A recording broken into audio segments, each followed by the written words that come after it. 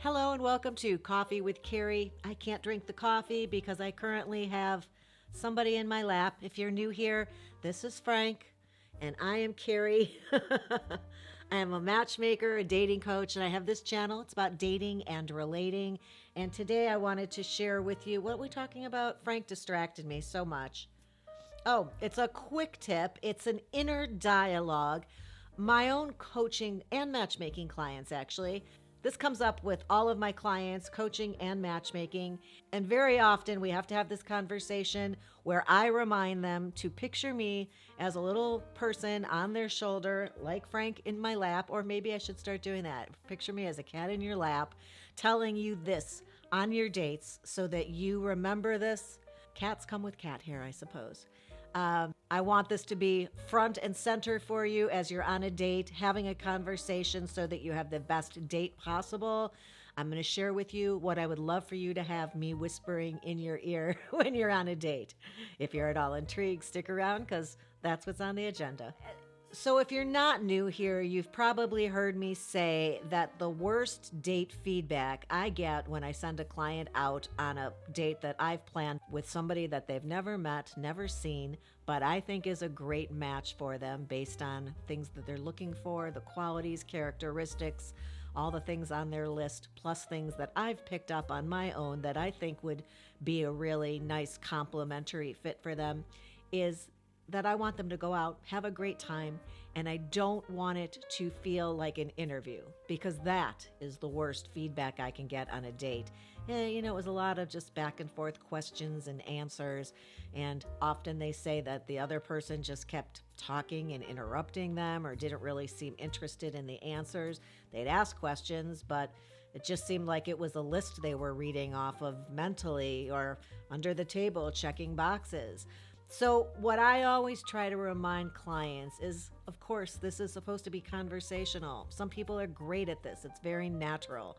They can pick up on things going on around them or something that happened in their day and very comfortably have a conversation, share something that happened, ask a very relevant question, truly be sincere in their interest in hearing the other person answer, not feeling the need to interject how just like them, oh, me too, this also happened to me, and switching the focus from the other person to yourself, which then makes it appear that you weren't really interested in hearing what they had to say. You were just trying to make conversation.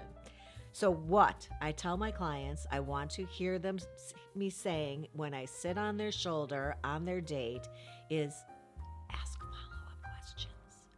This is the key, I believe, to having great conversation because the other person feels that you're invested and because mostly you learn so much more. Let's give my standard go-to example. So one of your questions to this woman, we're going to just make it a man-woman situation here, and you as a man say to her, I heard that you enjoy travel, or you said you really enjoy travel. Where was the last place that you visited? And she said, oh, about 2 weeks ago, I went with my sister, my cousin, and her daughter, and we went to Vegas. And the man says, oh my gosh, really? I was in Vegas like 3 months ago. I went with for a work thing, and we had a conference at blah, blah, blah. I stayed at the Mirage, and oh, I got to see the show with so-and-so. Well, you've just missed out on a great opportunity to learn more about her. All you know is that she's got a sister, a cousin, and a niece, and they're willing to travel together. But what else did you get out of that interaction? Nothing. And you made it seem like you weren't really interested in her response, just talking about yourself. So if you had heard me on your shoulder saying ask follow-up questions, you would not have interjected with details about your conference in Vegas. You would have said, oh, really? Did you see any shows? Then perhaps you would have learned if she enjoys the same type of shows that you do. Then you could have asked, did you do any gambling?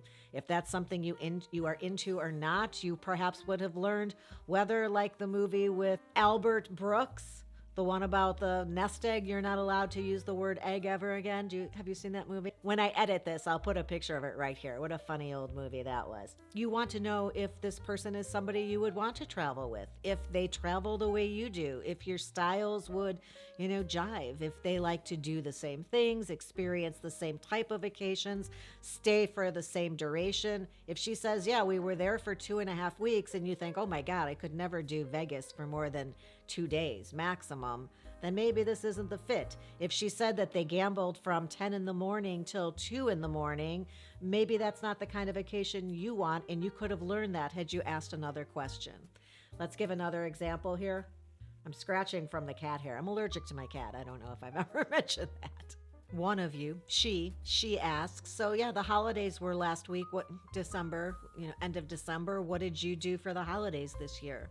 And he says, oh, we celebrate Hanukkah, and I went to my mom's house for dinner with and you interrupt this story and say, oh my gosh, that's so funny. My best friend is Jewish, and I went to temple with them for Hanukkah this year. What a cool experience, so different than midnight mass. And you just missed out on everything about that Hanukkah celebration, where you could have learned about this person's family, what type of relationship they had. Did they stay there? Did they drive 2 hours?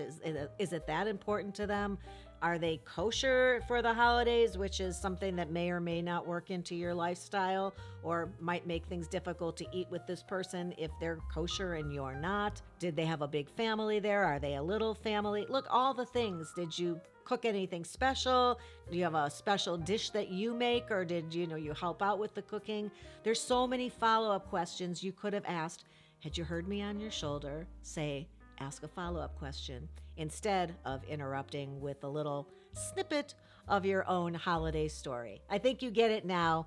Hear me on your shoulders when you're out on a date, having a conversation. Periodically check in with the little me over here and hear me say, ask the follow-up questions, because it'll serve you really well. I hope you found that interesting. I really hope you found it helpful. If you did, do as my mother is suggesting. Give the episode a thumbs up. Hit the subscribe button and the ring bell. That'll notify you every time a new episode goes live. And I'll look forward to meeting you right back here very soon. Appreciate you being here today. And until next time, have a good one.